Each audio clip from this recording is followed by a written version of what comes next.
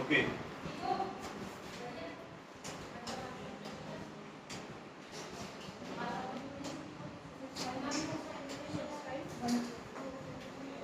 सो हमने last class में ये स्टडी किया था या पढ़ा था कि मैग्नेटिक फील्ड किस तरीके से प्रोड्यूस हो सकते हैं ना।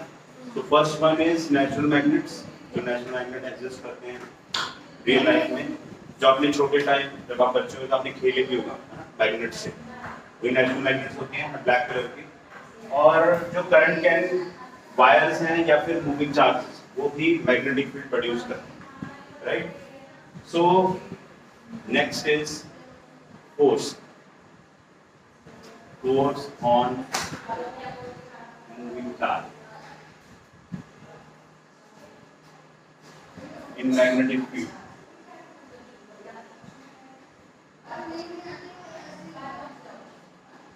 हमारे पास फॉर्मूला है physical Q into V cross P। इस फॉर्मूला में Q का मतलब हो गया एक चार्ज पार्टिकल, ठीक है, जिसकी सपोज वेलोसिटी इस डायरेक्शन में है एंड मैग्नेटिक फील्ड इस डायरेक्शन में, राइट, है ना। सो वेलोसिटी और मैग्नेटिक फील्ड अगर बीच में एंगल थीटा है ना, तो ये जो फोर्स है क्रॉस डॉट जब हम ओपन करते हैं क्या बनता है डॉट एन का। तो v क्रॉस v जो है ये बन जाएगा आपका v sin theta n cap, ठीक है। ये हमारे पास फोर्स आ गया, फोर्स का जो मैग्नीट्यूड है यानी कि फोर्स की वैल्यू हो जाएगी q v sin थीटा, और n कैप क्या बता रहा है यहाँ पर, डायरेक्शन फोर्स में, direction of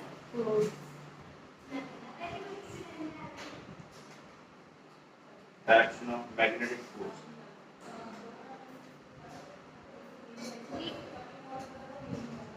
direction of magnetic force, ठीक है, n कैप। अब q भी sin थीटा तो आपको समझ में आ जाएगा, q की वैल्यू डाल दो, p की वैल्यू डाल दो और p की वैल्यू डाल दो और एंगल दोनों से देख के पुट करो। डायरेक्शन कैसे पता करेंगे, है ना, और डायरेक्शन सर आपने v क्या बताया था, वेलोसिटी, मैग्नेटिक फील्ड, नहीं v वेलोसिटी किस चीज की, पार्टिकल की, जो पार्टिकल मूव कर रहा है, ठीक है, उसकी, ठीक है। ठीक है।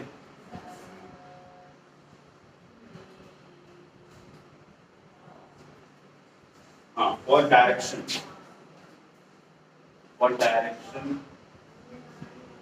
Of magnetic force use right hand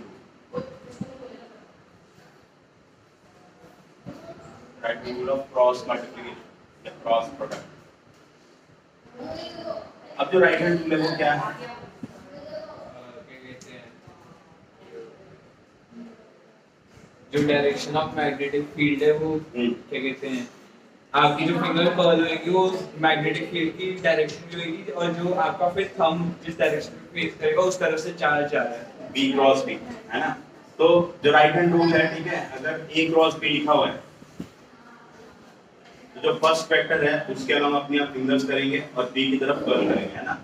यहाँ पर B क्रॉस B लिखा तो पहला वेक्टर कौन सा है, B की तरफ आप फिंगर्स करेंगे, राइट हैंड की करनी है, याद रखना, है ना, राइट हैंड की फिंगर्स और B की तरफ कर्ल करेंगे, B क्रॉस, है ना। तो B क्रॉस B करने के बाद आपका जो थंब है it will be the direction of magnetic force. तो यहाँ पर डायरेक्शन में फोर्स है अंदर की तरफ, है ना, तो यहाँ पे जो फोर्स है it is cross. S cap आप लिख सकते हो और N cap is cross according to right.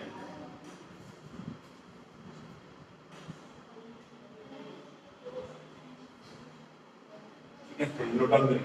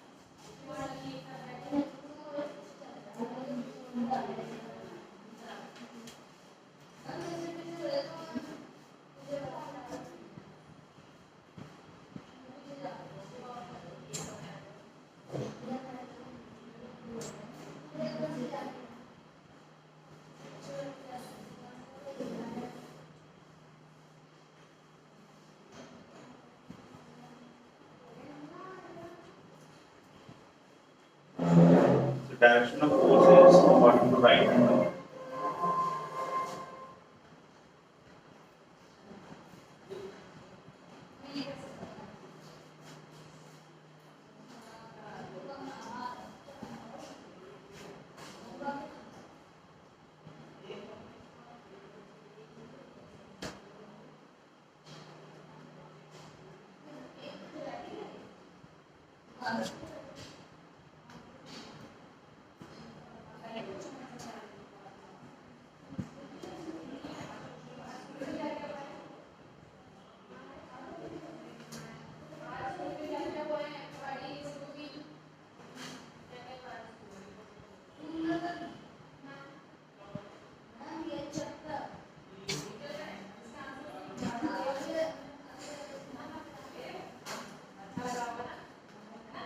ये दोबारा बताओ।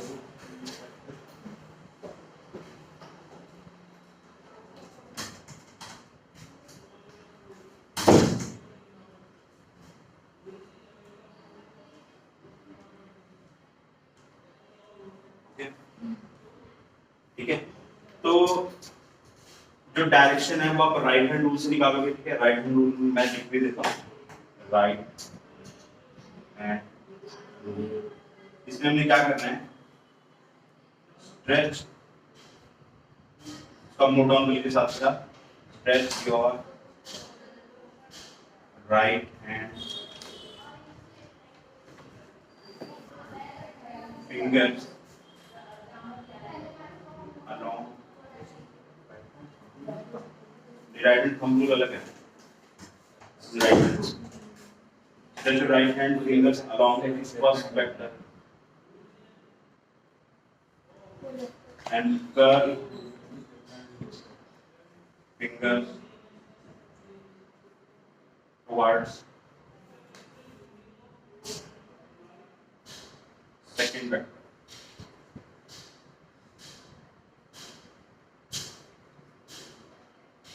Then thumb will give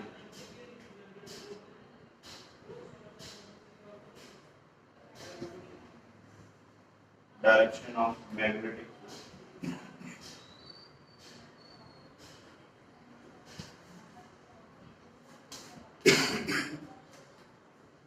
मैं आपको एक क्वेश्चन दे रहा हूँ, F is equal to Q into V cross B, है ना? ये फॉर्मूला आपने यूज करना है।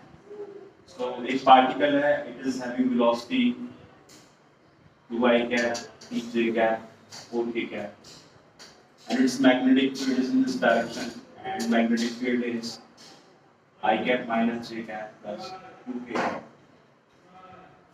ठीक है, B वेक्टर दिया हुआ है, B वेक्टर दिया हुआ है, चार्ज दिया हुआ है आपको 10 माइक्रोकूलम, फाइंड मैग्नेटिक फोर्स।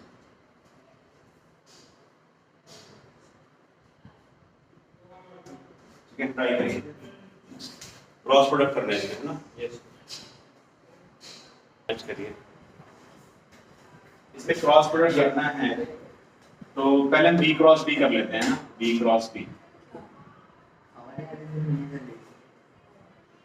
आई जे ए, बी हो जाएगा आपका 2 3 4 और बी हो जाएगा 2 -2। तो बी क्रॉस बी करेंगे तो आई कैप जब लिखेंगे तो ये वाला छोड़ेगा, ये वाला 3 × 2 6 -4।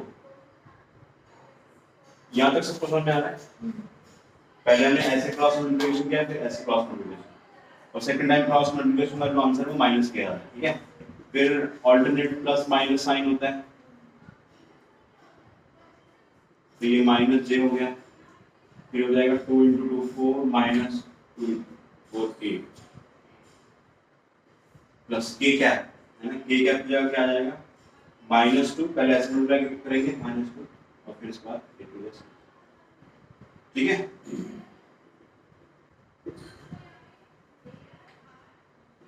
तो 6 + 4 ये हो जाएगा 10i कैप, है ना, ये हो जाएगा 10i कैप, ये -4 है, माइनस हो जाएगा प्लस 4 j कैप, ये -8 k कैप।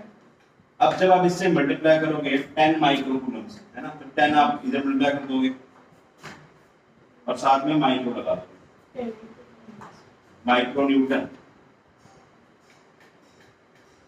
The answer.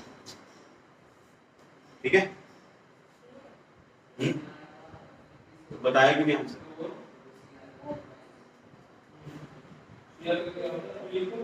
मुझे ये चीज बहुत बेकार लगती है कि मैं आज नहीं आता, फिर बच्चों को नहीं सर यही तो आया था हमारा।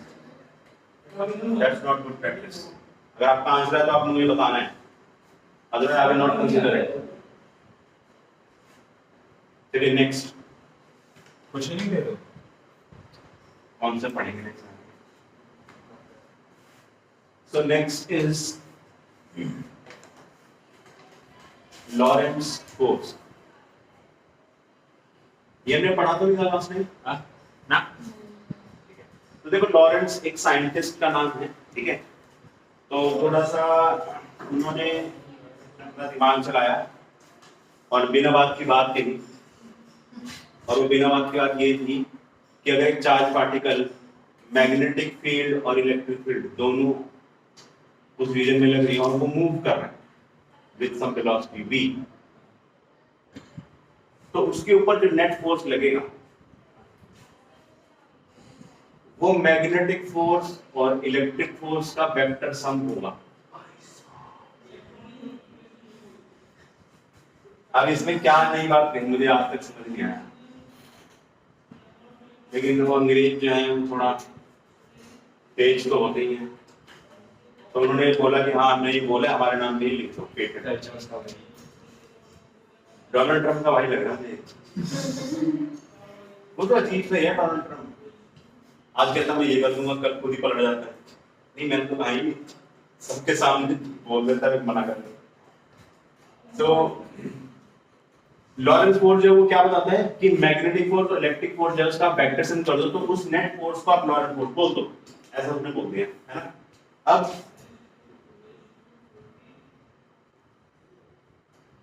इसका जो एक्सप्रेशन है वो क्या होगा, Q into V cross B। ये तो हो गया आपका मैग्नेटिक फोर्स, और इलेक्ट्रिक फोर्स होता है Q इंटू E, है ना। इन दोनों का वेक्टर सम करेंगे तो लॉरेंस फोर्स आ जाएगा, है ना। अगर लॉरेंस फोर्स जीरो हो जाती है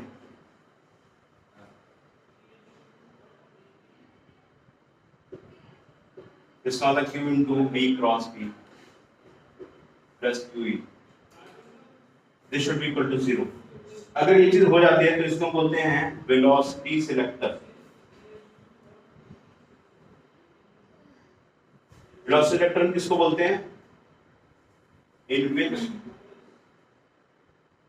charge particle move inside electric and magnetic field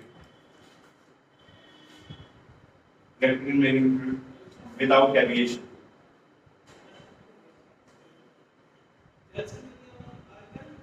Without deviation. Velocity selector किसको बोलते हैं, एक ऐसा डिवाइस कह लो, ये एक ऐसी सिचुएशन कह लो जिसमें पार्टिकल के ऊपर लॉरेंस फोर्स जीरो हो जाएगी, फोर्स नहीं लगेगी, तो इसका मतलब वो विदाउट डेविएशन सीधा सीधा चलता जाएगा। जब फोर्स नहीं लगेगी तो सीधा चलता जाएगा, है ना। अब ये जो फोर्स है जब जीरो होगी, ठीक है, तो किस सिचुएशन में होगी, तो Q into V cross. Sir हमने अभी जो फॉर्मूला किया फोर्स का उसमें तो मतलब हमने देखा कि अगर साइन थीटा आता है, बट अगर वेलोसिटी और जो मैग्नेटिक फील्ड है ऐसा थोड़ी है कि अगर जीरो एंगल पे रखोगे तो फोर्स जीरो हो जाएगी, बट मतलब जीरो पे किसने बोला जीरो, तो sine theta sine zero zero होता है, बट फिर ऐसा थोड़ी है। बट अगर वेलोसिटी और मैग्नेटिक फील्ड दोनों पैरेलल है या एंटी पैरेलल है, पैरेलल होंगे तो एंगल जीरो होगा, एंटी पैरेलल तो एंगल 180 डिग्री होगा। तो उस केस में magnetic field force zero, electric force जरूरी होगी जीरो होगी, किसने कहा? नहीं मैं तो मैग्नेटिक इसी फोर्स की बात कर रहा हूं, बट ये फोर्स कब जीरो होगी वही तो हम कर रहे हैं, जब ये पूरा एक्सप्रेशन जीरो हो जाएगा, ठीक है। तो मैंने क्या किया, इस एक्सप्रेशन को जीरो लिखा, ये जो Q है वो दूसरी साइड ले गया है, ऐसा आ गई, ठीक है। अब हम यहाँ पर ये कह सकते हैं कि Q से Q कैंसिल आउट हो जाएगा, तो इन दैट यानी कि वेलोसिटी सिलेक्टर में क्या होता है, जो इलेक्ट्रिक फील्ड है it is negative of V cross B, ये होता है वेलोसिटी।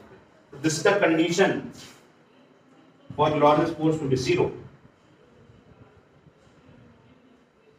condition for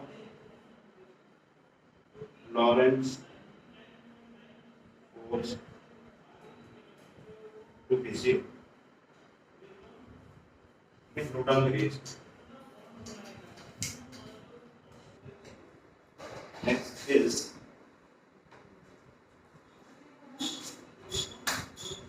जो ये मैग्नेटिक फोर्स है वो जीरो कब तक हो सकती है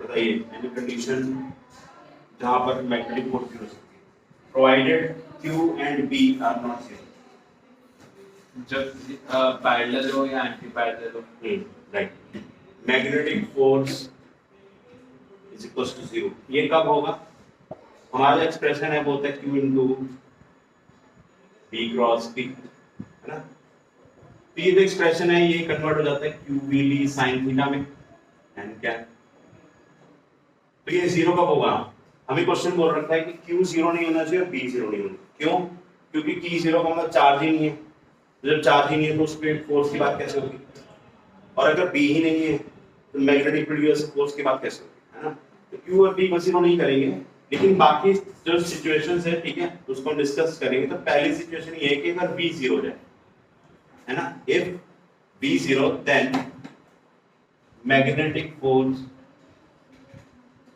will be zero ठीक है second if theta is equals to 0 degree then F magnetic is 0 यानी कि B parallel to B third if theta is 180 degree है ना then also F magnetic 0 बोलेंगे B anti parallel to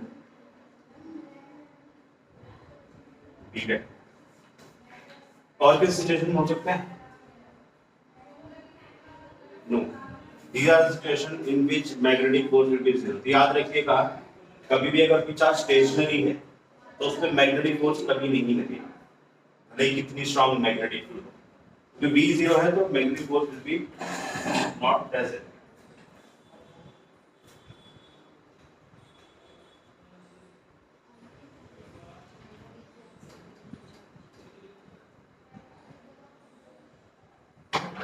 next है ये नोटन हो गया आपका चलो नोटन करो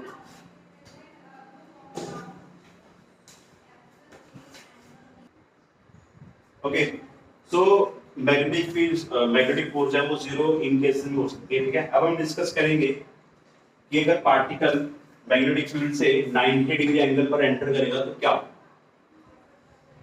मैक्सिमम हो जाएगी right so motion of charged particle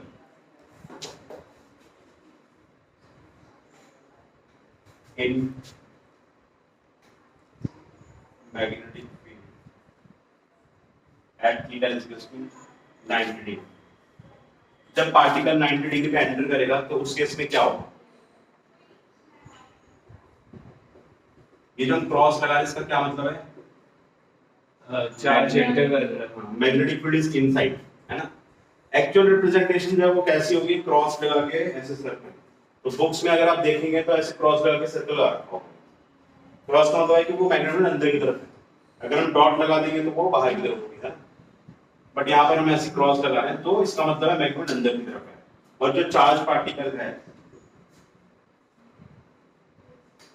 वो यहाँ से एंटर कर रहा है v उसकी वेलोसिटी है मास m है ठीक है तो जो फोर्स का डायरेक्शन है ठीक है वो किस डायरेक्शन में देखो हमने भी पढ़ा था b क्रॉस b से हमने डायरेक्शन निकालना होता है तो v इधर है और b अंदर की तरफ है तो v क्रॉस b मेरा समझो वो अपवर्ड डायरेक्शन में आ रहा है इसका मतलब इसके ऊपर फोर्स ऐसे लगे ऐसे बोल रहे कि तो ये थोड़ा सा बेंड हो जाएगा लाइक दिस अब इसकी वेलोसिटी इस डायरेक्शन में है और मैग्नेटिक फील्ड अंदर की तरफ है तो v क्रॉस b मेथड इस डायरेक्शन में आ रहा है ठीक है तो ये और थोड़ा सा बेंड हो जाएगा अब v इधर है और p अंदर की तरफ तो फोर्स इधर लगेगी तो थोड़ा सा और बेंड हो जाएगा यहां पर भी फोर्स ऐसे लगेगा ठीक है तो आप देख सकते हैं मोशन इज सर्कुलर मोशन तो अगर पार्टिकल मैग्नेटिक फील्ड से 90 डिग्री पे एंटर करेगा तो उसका जो मोशन है वो सर्कुलर मोशन है ना, इसमें कोई डाउट नहीं है, एकदम क्लियर है। इसका सर्कुलर मोशन क्यों हो रहा है? क्योंकि हर मोमेंट पे एक परपेंडिकुलर फोर्स, उसकी वेलोसिटी के परपेंडिकुलर फोर्स एक लग रही है कंटिन्यूअसली हर मोमेंट पे। तो जब भी ऐसा होता है कि पार्टिकल के मोशन के परपेंडिकुलर कंटिन्यूअसली फोर्स लगेगी तो वो हमेशा सर्कुलर मोशन करेगा, या याद रखेंगे। और जो फोर्स लग रही है ये है आपकी सेंट्रीपिटल फोर्स।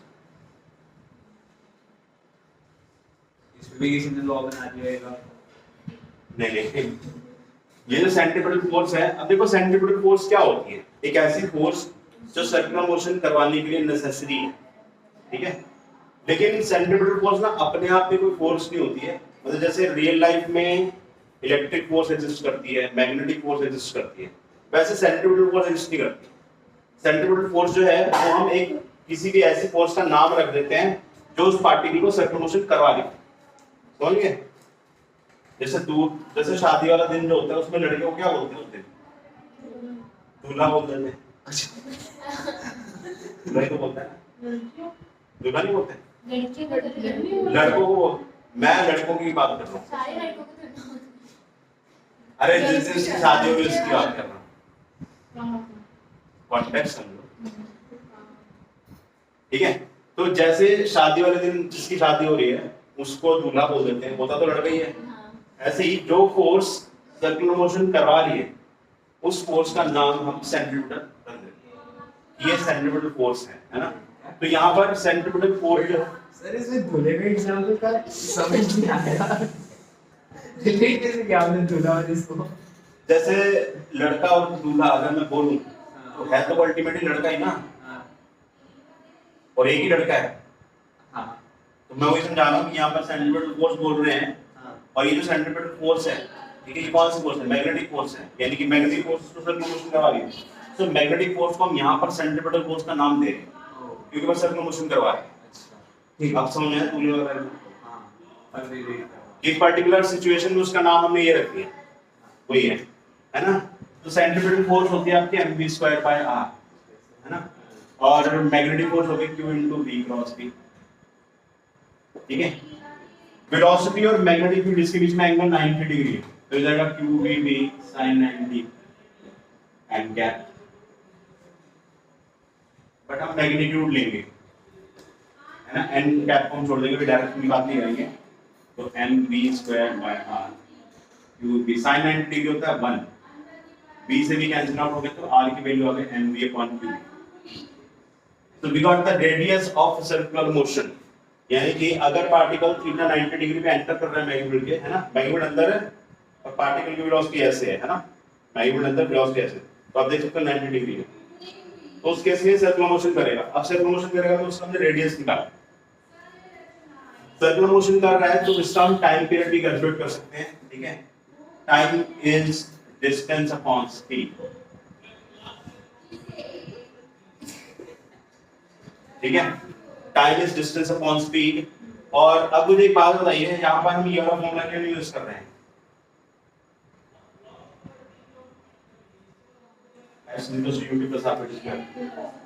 वो एक्सेलरेशन अननोन है ना, एक्सेलरेशन अननोन है और यू तो जीरो है, यू जीरो है, और कोई बच्चा बता है why we are not using this?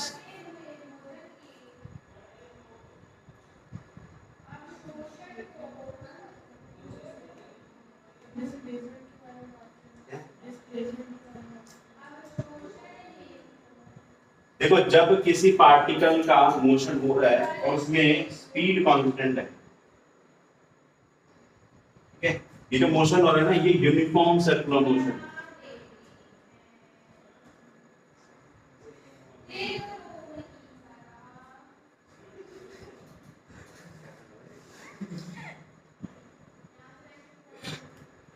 छोटे बच्चे हैं, छोटे बच्चे हैं, वैसे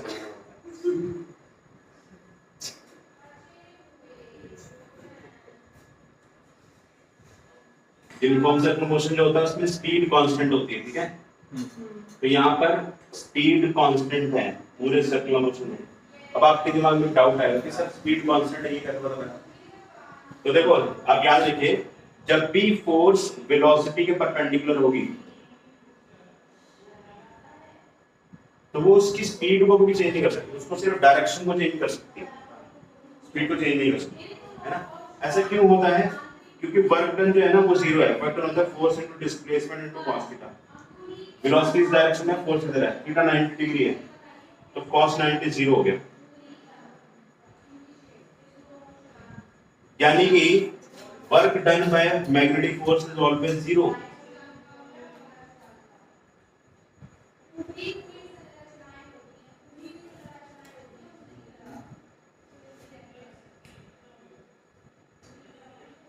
Work done by magnetic force is always zero because F magnetic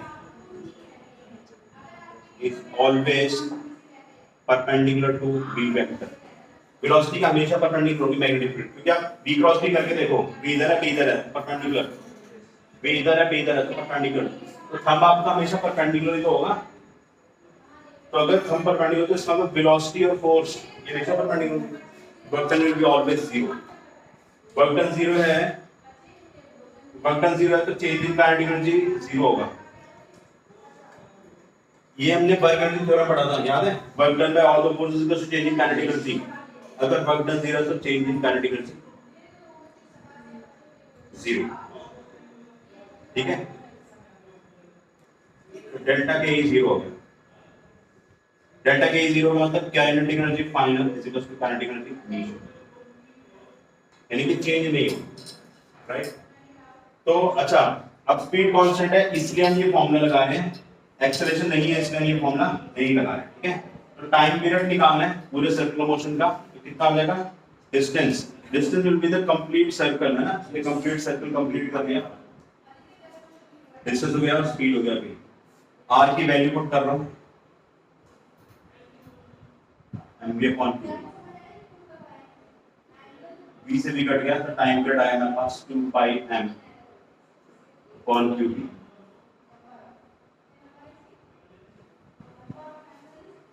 ठीक है, चलिए नोट डाउन करिए।